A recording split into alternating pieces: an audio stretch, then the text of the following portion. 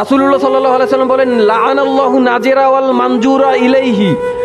স্বেচ্ছায় প্রদর্শনকারিণী নারী এবং স্বেচ্ছায় প্রদর্শনকারী পুরুষ উভয়ের উপর আল্লাহর লানত দেওয়া হয়েছে। আল্লাহর লানত আসবে যার উপর, সে এই পৃথিবীতে শান্তিতে থাকবে, কশ্চিন কালেও থাকতে পারবে না, কশ্চিন কালেও সে সুখ পাবে না। দেখা যায় এই যে প্রেম করে, রিলেশন করে, হারাম সম্পর্ক করে, পৃথিবীর বিরুদ্ধে গিয়ে কুফু না মিলিয়ে ইসলামের আইনগুলোকে না মেনে বিবাহ করার পরে সেই সংসারে সুখ আসে না, সেই সংসারে শান্তি থাকে না। কিছুদিন পর মারামারি, কিছুদিন পর গ্যাঞ্জাম, কিছুদিন পর পরকিয়া। এই সব জিনিস, এই মূল লক্ষ্য হচ্ছে আল্লাহর লানত তোমার উপর পড়েছে।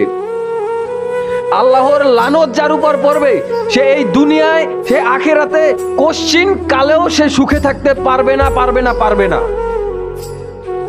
তার জীবন একেবারে বরবাদ হয়ে যাবে, তার জীবনে আর কোনোদিন সুখ আসবে না আল্লাহর লানত যদি একবার আপনার চলে আসে।